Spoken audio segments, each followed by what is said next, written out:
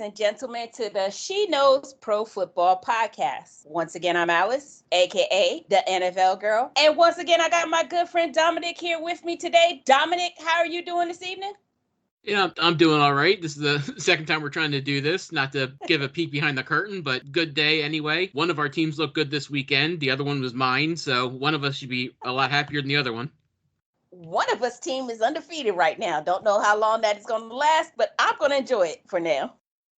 You guys, we are into week 3. Can y'all believe it's already 3 weeks into the season? I sure can't, but we got to get started on these crazy matchups for the week. I definitely don't want to talk about it, but let's start with this horrible Thursday night game. We got the 2-0 Carolina Panthers headed to Houston to face the 1-1, I don't know how that's possible, Texans. Dominick, who you got? Well, it's possible because they have Jacksonville in their division. I told you that at week 1. Carolina, I don't think they're not a playoff team this year, but they're a lot better than they were last year, and that seems to be what Matt Rule does. He did it in Temple. He took them from terrible to mediocre to a bowl game, and he did the same thing at Baylor. He took them from terrible to mediocre to the Sugar Bowl. So this is his second year. He may be a little bit ahead of schedule. I don't think he's going to get them to the playoffs because it is a tough conference, the NFC, and I don't think that you're probably going to get 3, possibly 4 teams out of the NFC West. So I don't think Carolina's going to have a chance to get into the playoffs, but I do think they're going to be pretty good this year. They'll probably go 7-10, 8-9. I think this is going to be one of those wins that they're going to get. Houston is down to their third string quarterback. They're calling him General Mills, Davis Mills from Stanford. They have nobody there. They may have to go through, just start using Wildcat formation here with the running backs at some point, just because they're not going to bring, they don't have Tyrod Taylor, obviously. They're not going to bring Deshaun Watson back for obvious reasons. So they're down to Mills, and then they just had to call up Jeff Driscoll. So with that being said, I don't think they have enough. Their defense is terrible going against Christian McCaffrey. The Carolina defense is number 1 in the league right now, and they've been playing like it. Going against this Houston offense, they're going to show it again. So I'm going to take Carolina in this one by probably a touchdown or more. You guys, the only reason Texans are not 0-2 right now is because they had got the lucky draw of starting the season out facing the Jacksonville Jaguars, and Jacksonville just happens to be worse than they are. Now, without Tyrod Taylor and having to start Davis Mills, I don't know what they're going to get out of this kid. I really don't. I do not have high expectations. I don't know how long Tyrod Taylor is going to be out. It is expected at this point, coming out of Houston, that it could be as many as 4 weeks. So for me, that's 4 weeks that are going to be losses. I'm going to keep it honest with you guys. I do not expect good things out of this team, in particular with Tyrod out. Not that they were great with him, but they had more potential. Don't have the same expectation with Davis Mills there. Carolina, meanwhile, Carolina is 2-0 right now. They've looked incredibly good, in particular in that Saints game. Like, I just totally 1,000% just knew that the Saints were going to beat them. And Carolina came out and played a level of ball that I didn't expect, in particular on that defense. But Sam Darnold has looked good. I told people in the offseason I had better expectations of Sam Darnold out of New York, and he's starting to live up to that. Now, again, we're only 2 games into the season. Can they keep that over 17 games? I can't say that for sure, but again, like Dominick said, can we expect 9-8, 10-7, something to that effect? Absolutely. I have good expectations. He has Christian McCaffrey in his backfield. You got Robbie Anderson, you got DJ Moore on the other side. Good things are going to happen for Carolina this season. Good things are going to happen this week. Definitely giving the Panthers this game. And yeah, Tyrod Taylor, it may be 4 weeks, but I believe they did put him on injured reserve, with which the new rules means he has to be out a minimum of 3 weeks. So he is going to miss at least the next 3 games. Exactly. Next up, moving on to Sunday, we got the 1-1 Washington football team headed to Buffalo to face the 1-1 Bills. Dominick, who you got? Yeah, I love Taylor Heineke. I do like this Washington team. I thought they'd beat the Giants last week, and they did, although it was a higher scoring game than I thought it would be. Buffalo's coming in off a demolition shutout of Miami, which I thought would go the other way. I was wrong there. You were right. Kudos. I do think that the Bills are getting too much credit right now. They're 9-point favorites in this game, which to me just seems a little bit too high. I do think Washington's going to win this game. I think Josh Allen's going to play better than he has the first 2 weeks, and they still have Stephon Diggs there. The running game's starting to get a little bit moving. Zach Moss actually had 2 touchdowns last week, which is I think the first time they've had a rushing touchdown since like Thurman Thomas left. So I do think they're going to be able to win this game, but I do think it's going to be relatively close. I think it'll probably be like a 4-point game. Washington is 1-1, and they had I want to say surprising win, but not really. It's the Giants. So, I mean, come on, let's be serious here. But I still was impressed by what I saw out of Taylor Heineke. And now, again, I know I saw good things out of him last year in the playoffs, but seeing it again this year and seeing that there's a level of consistency there. I love the connection that he has with Terry McLaurin. I like what I'm seeing out of Antonio Gibson. I like their defense. When they're all playing together, this defense is solid. Chase Young is a great kid. Montez Sweat, so long as he stays healthy, will be consistent on that D. Buffalo, man, my goodness. I still love this team. I do. I loved them last year.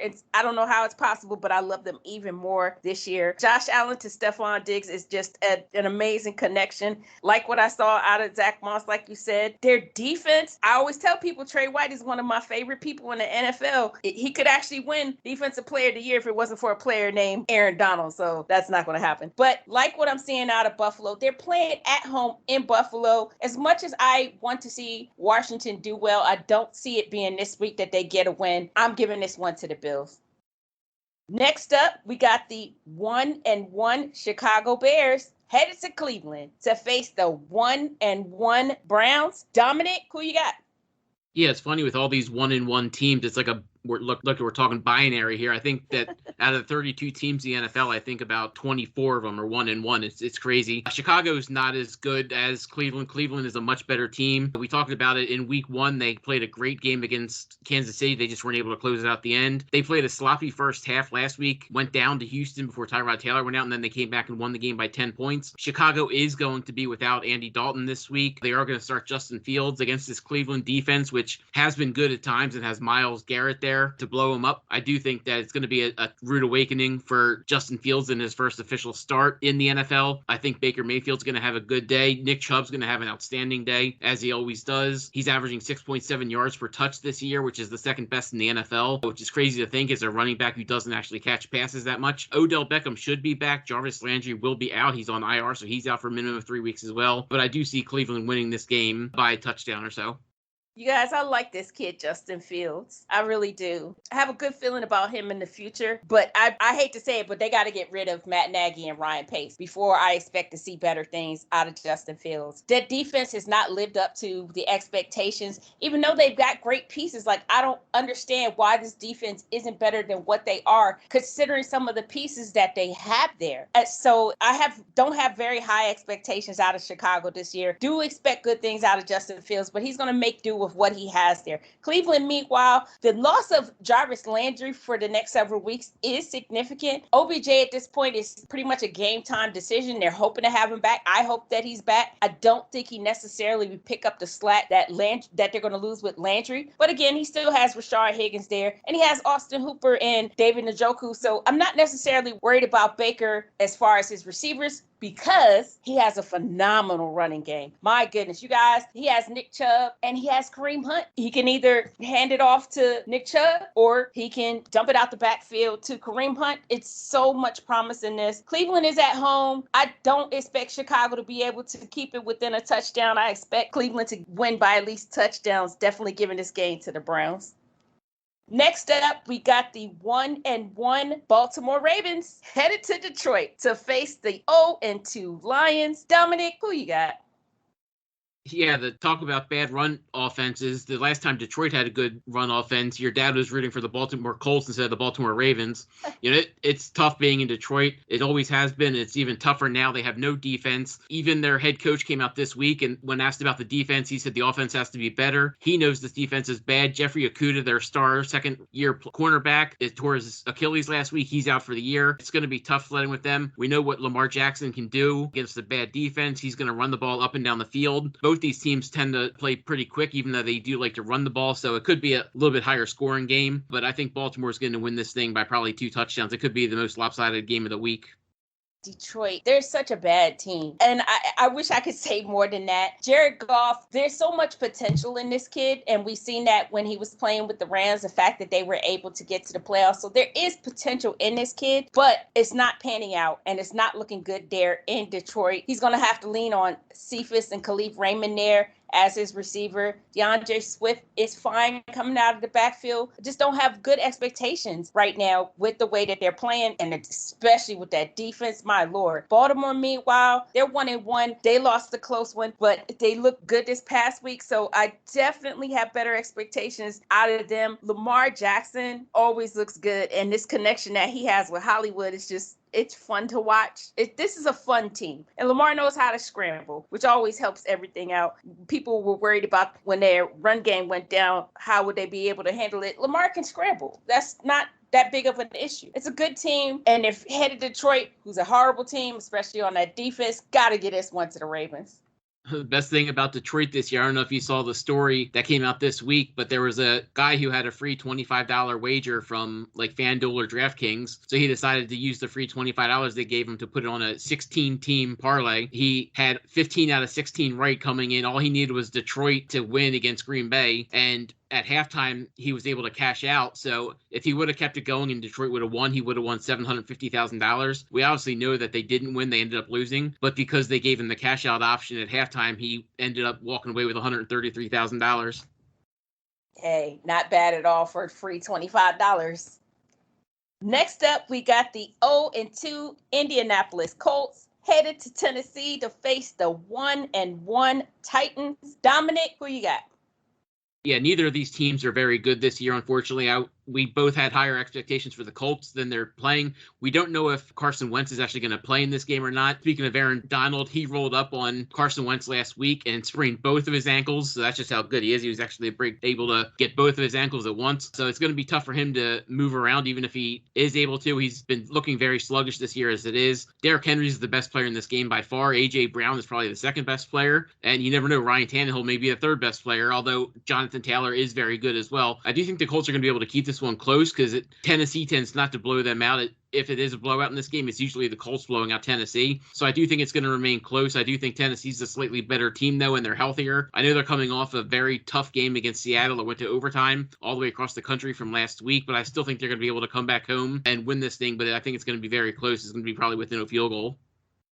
Indianapolis, with the injury to Carson Wentz, he's still a question mark. Even if he is able to go, like Dominic said, we don't know how well he's going to be able to play. We're not talking about one ankle that's injured. We're talking about both ankles that are injured. Are they going to tape up both ankles? That's going to make it impossible to play. So, and if he doesn't play with them taped, he's going to be in a lot of pain, meaning he won't be able to move around as much. So that right there is a problem. It is a massive problem for them.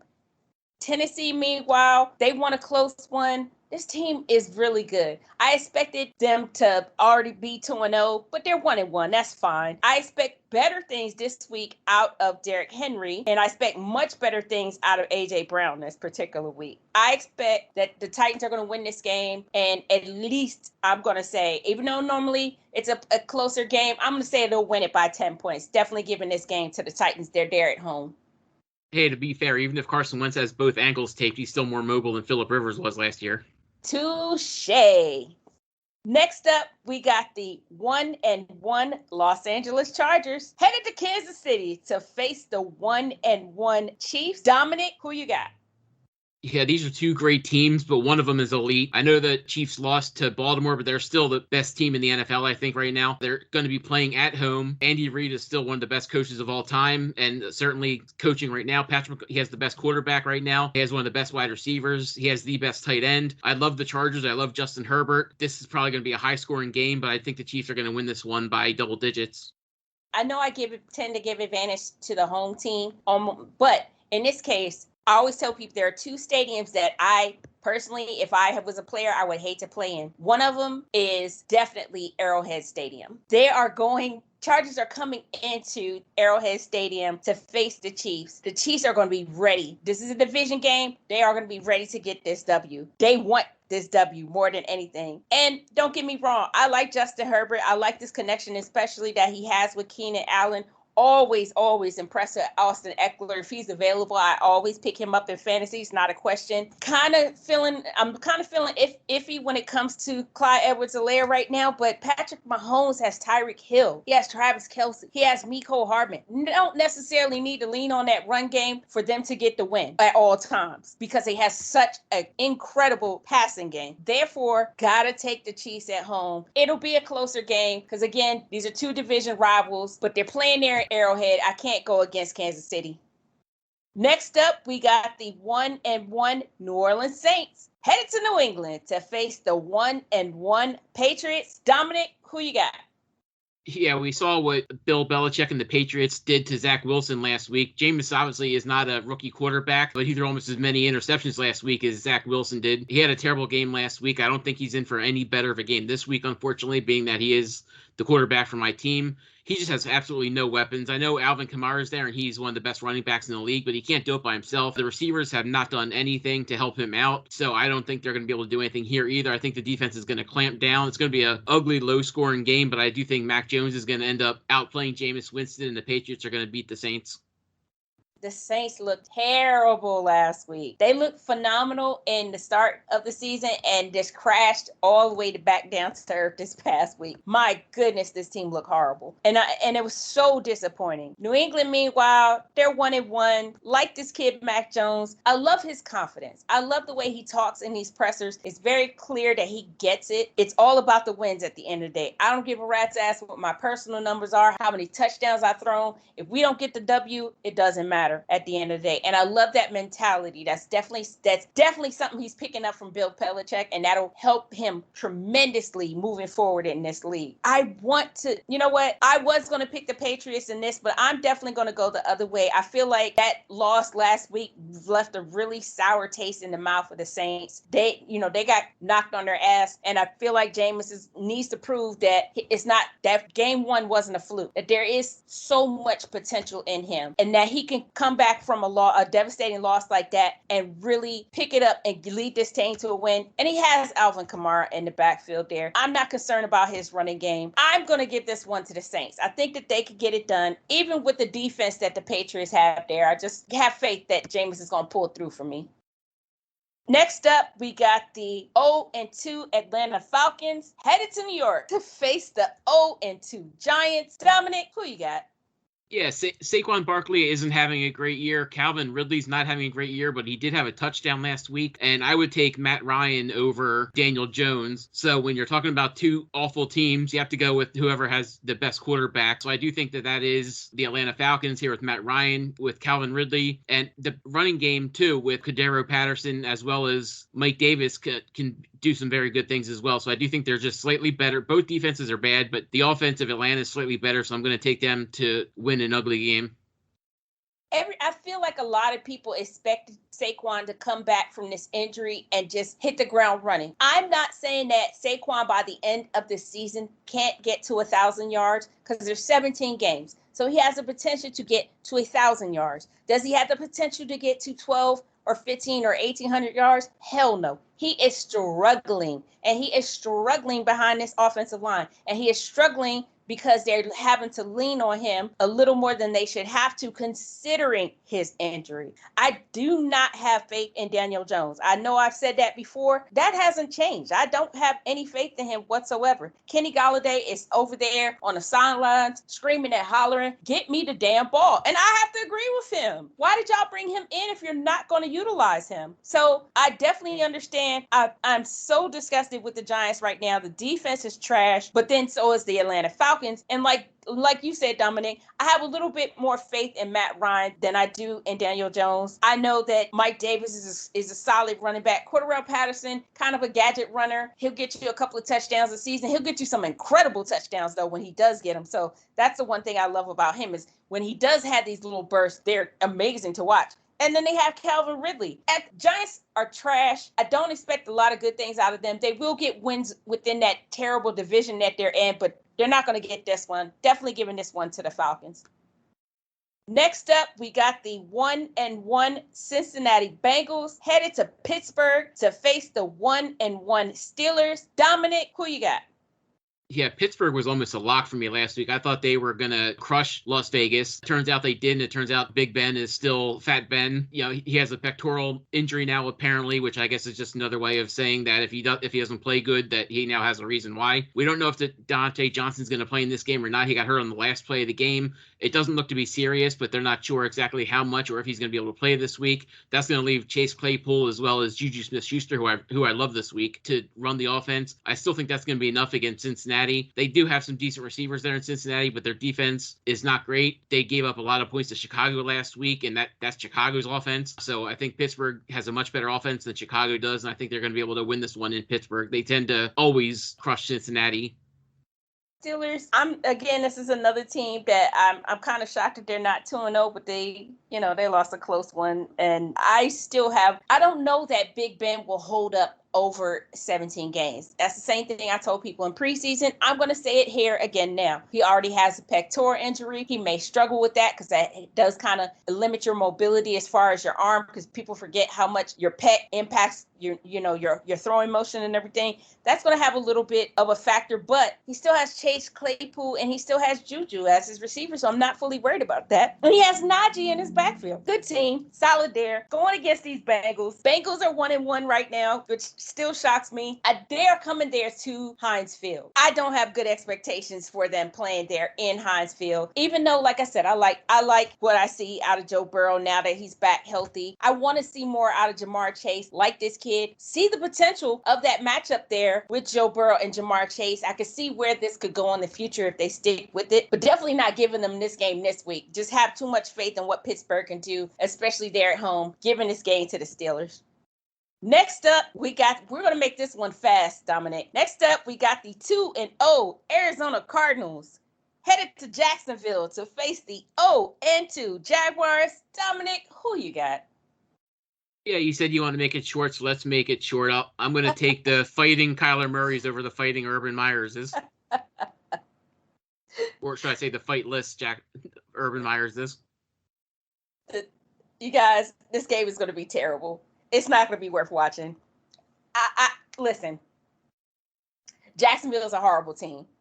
They're a horrible team. They've got Trevor Lawrence. I've seen some promise out of him. There's some things about him there. He has good receivers there. James Robinson is a good running back. They just can't get it. It feels like they can't get it all together. And I don't want to put it all on Urban Meyer, and I don't want to put it all on Trevor Lawrence. I don't know what it is, but it's not all clicking. There are rumors coming out of Jacksonville that Urban Meyer doesn't know how to talk to the older players. Like, he's fine with the younger ones that are, out of college for maybe like a year, 2, 3. But the ones that have been in the league for like 7, 8 years, he doesn't know how to speak with them. And that's already starting to show. Don't have faith in this team. Absolutely giving this game to the Cardinals, and it's not going to be close or interesting to watch. Well, lucky enough, next year he'll be able to talk just like he wants to those players out of USC when he's their head coach. Fight on, you guys. Next up, we got the 0-2 New York Jets headed to Denver to face the 2-0 Broncos. Dominic, who you got? Yeah, they call him Teddy Two Gloves, but they should call him Teddy Covers because he tends to cover a lot of spreads. I love the way he's been playing this year. He was a much better choice than Drew Lock. That's obviously easy to say now. Even without Jerry Jeudy there, Cortland Sutton's been doing great work. So is, Noah Fant. Melvin Gordon had a 70-yard run last week. They're bringing in Javonte Williams slowly, but he's working his way in. They still have a very good offensive line. The defense, even with Bradley Chubb being injured for the 18th year in a row, is playing very good. Von Miller looks like he's back to his old self, which means he's gonna light up Zach Wilson in this game. If you're in a survivor pool, I think Denver is your easiest pick of this week. I think they're gonna clean the Jets' clock this week. Listen, you guys, I wish Zach Wilson so much luck in the future. I really do. I hope it works out with this kid. I hope that Woody Johnson gives Robert Saleh at least 3 or 4 years there in New York to get the opportunity to build a solid team. That being said, they're not a good team right now. His offensive line is trash. They lost Mekhi Becton, who was very solid on that line, and that is showing up terrible for poor Zach Wilson. And they don't have a good defense. This team is just bad on both sides of the ball. They're going to Denver. The Broncos are 2-0. Yes, you're right. They lost Bradley Chubb conceivably for most of the season, but they got Von Miller back, which has been so good for them. And Teddy B is showing that was the right decision to go with at quarterback. Cortland Sutton's look great.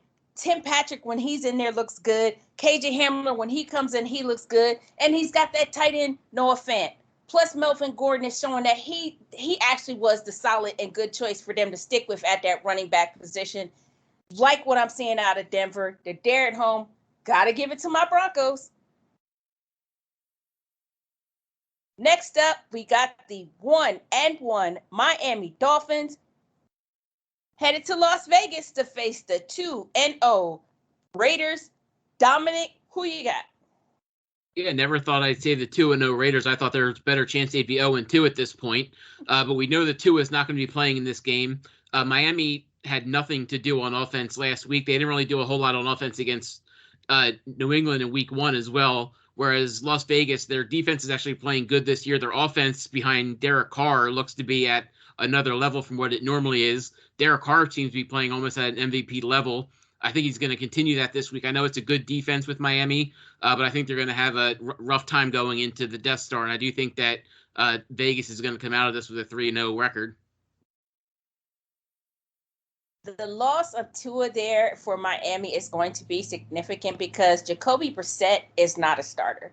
Jacoby Brissett is definitely a journeyman backup quarterback wherever he goes. He's not a starter, and the fact that he's being forced into the starting position is not going to help their game at all. I like Myles Gaskin. I haven't seen enough out of Devontae Parker this year. And having Jacoby Brissett as his QB, I don't expect to see it. They're going to face the Raiders. Like you said, in the Death Star, this team is playing so well right now. They won a shocker the other week. As hard as this is for me to admit, I kind of like watching this team play. I like this connection that he has with Darren Waller. I like this kid, Josh Jacobs. I got to give it to the Raiders. They're definitely going to end up 3-0 after this game.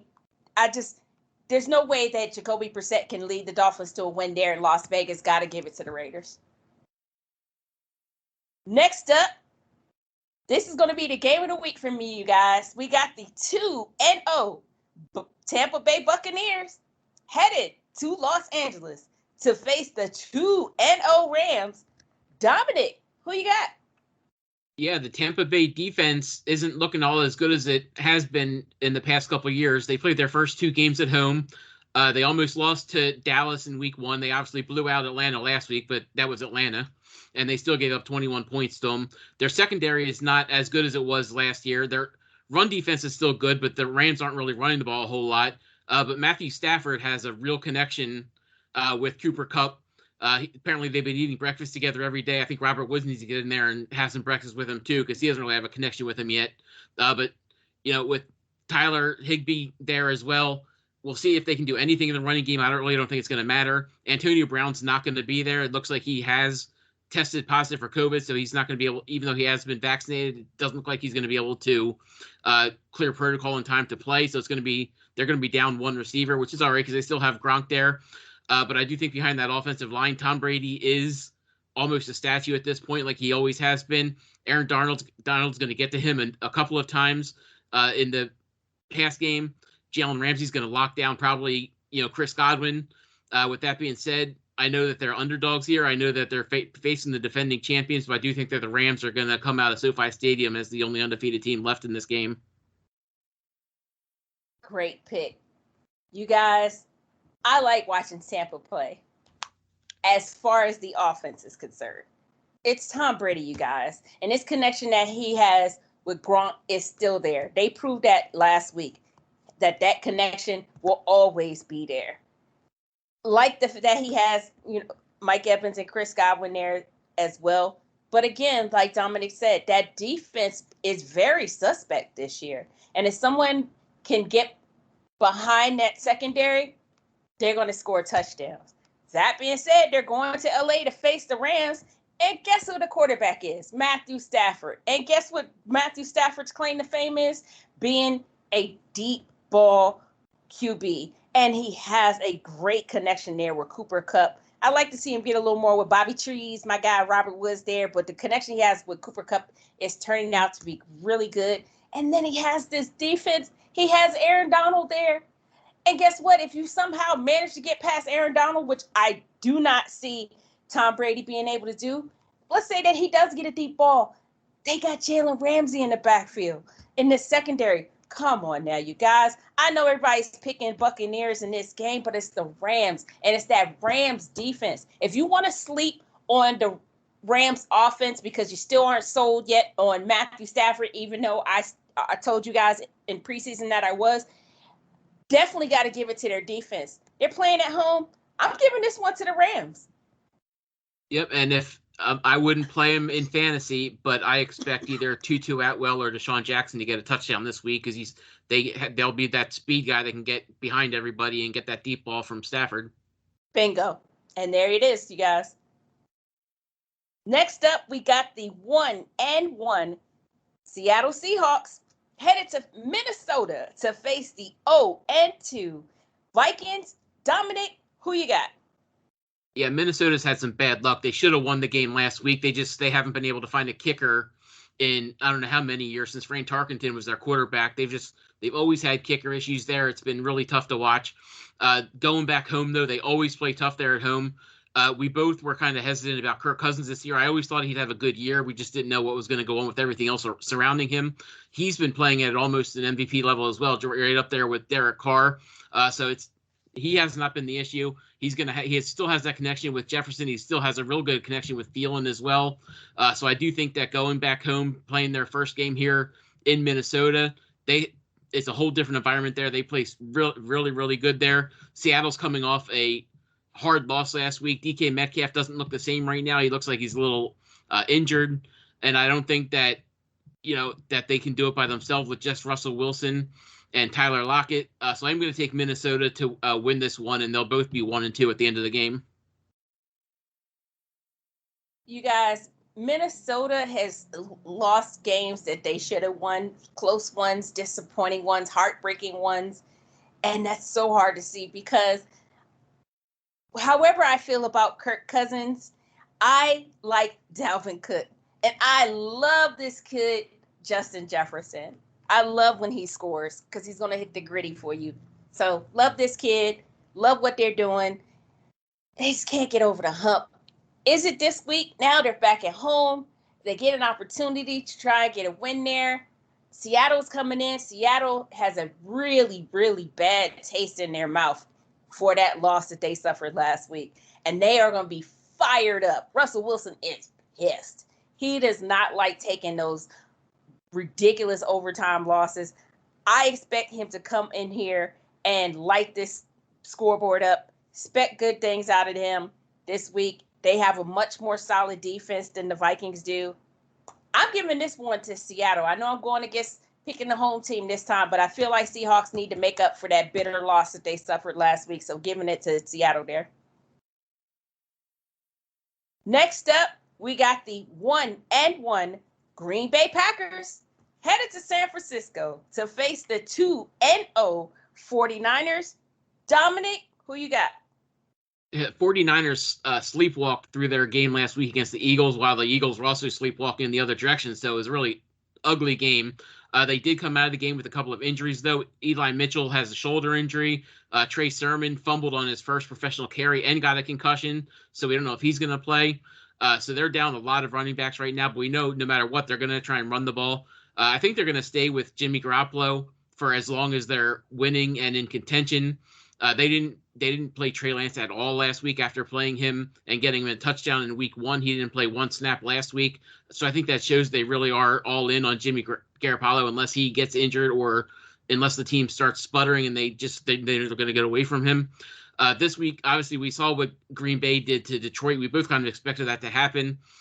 Green Bay tends to have a very tough time against San Francisco. San Francisco always seems to light them up, especially in the run game. But I do think with the amount of attrition that the 49ers have in the run game right now. They're either going to have to go to Trey Lance quite a bit in this game, or they're not going to be able to do it quite as much.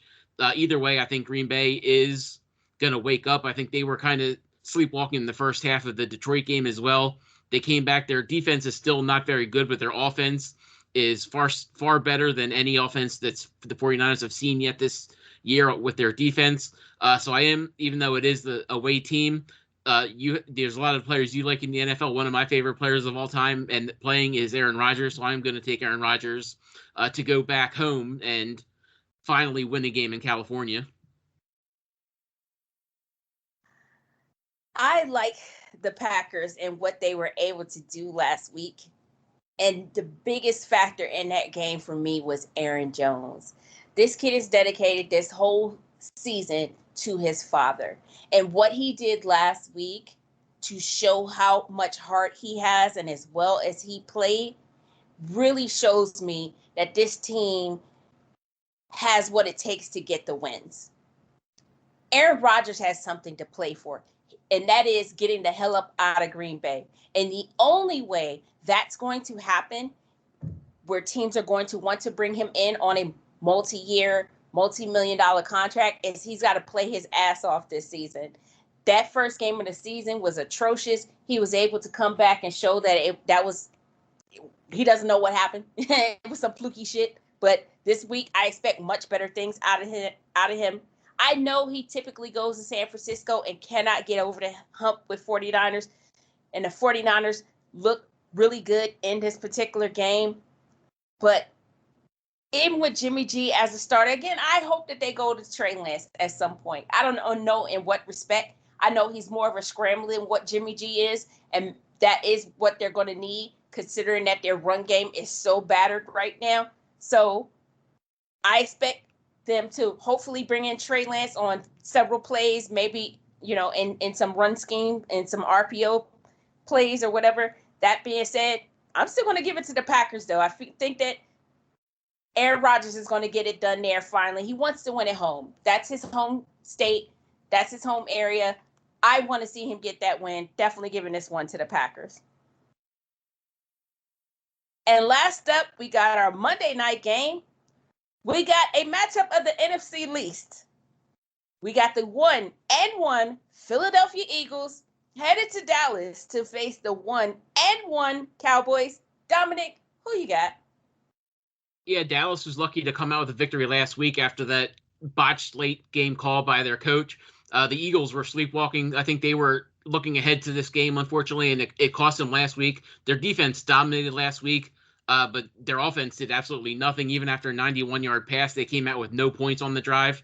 It's going to be different this week. I think Jalen Hurts is going to be able to go up and go into Dallas and take on that Dallas defense. Micah Parsons has had to move from linebacker to defensive end with Dexter Lawrence being out. So he's playing in a new position. He struggled with a little bit last week. I think he's going to struggle again this week. The Eagles' front seven on defense is one of the best in the NFL. I know they took a little bit of a hit last week with Brandon Graham missing now for the rest of the year. They also had to put Brandon Brooks on IR on the offensive line. He's an all pro. He has been for the past couple of years, so that's going to be tough as well. But they still have a very good offensive line, and Dallas has nothing on defense to stop them. I don't know if it's going to be Devontae Smith or Zach Ertz or Dallas Goedert, but somebody's going to get behind him and get a touchdown here. I think Jalen Hurts is probably going to run for a touchdown, maybe two. And I do think that the Eagles were, like I said, they were overlooking the game last week. I don't think they're going to be overlooking this one because they hate the Dallas Cowboys. And I do think they're going to go into Dallas and win a road game on Monday night. I like Jalen Hurts. I like what I see out of him with Devonta Smith. I'm hoping that they can get to. I'm gonna give them 10-7 this season. I hope that they can get to 10-7 for me. I'd really like to see something good out of this team. They're headed down to Dallas to face the Cowboys. Now, Cowboys defense has been a little bit banged up, and that's going to become an issue if they can't get fully healthy. But that offense is still that offense. And they have Dak back healthy this season, which has helped Zeke's numbers already tremendously. You got Amari Cooper. You got this kid, CeeDee Lamb, who's like probably one of my favorite, if not my favorite receiver in the league. If he played for a different team, I'd root for him even more. It's just hard because it's the Cowboys. At the end of the day, as much as I would like to see the Eagles get the win here, I just don't see them overcoming what this offense of the Cowboys can do. So at the end of the day, and considering the injuries that Eagles have on their defense right now, I just feel like the Cowboys can get it done, maybe only by, say, a touchdown, maybe a field goal. I'm going to say by 7 in this game. Definitely giving this game to the Cowboys. Well, you guys, that's all of our matchups for this week. Dominic, I need you to give me 1 start and 1 sit in fantasy.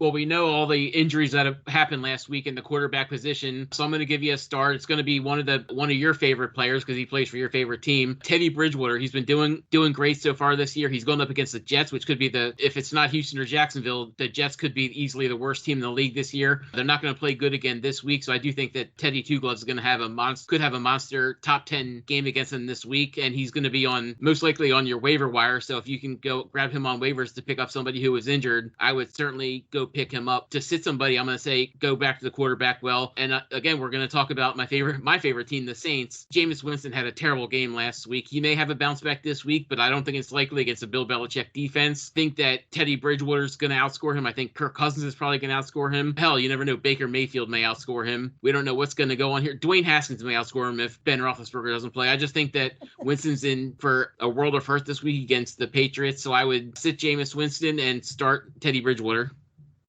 Well, you guys, that's all the time that we have for this week. Want to thank everybody again for listening. Be sure to follow me on Twitter at TheNFLGirl320. Dominic, where can they follow you? You can follow me on Twitter at EnvisionFF.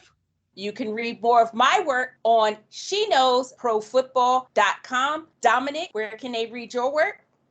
You can read my work on The Athletic, on Club Fantasy, on Rotoballer, and on ExpandTheBoxScore.com. That's all the time we have, you guys. See you back here next week.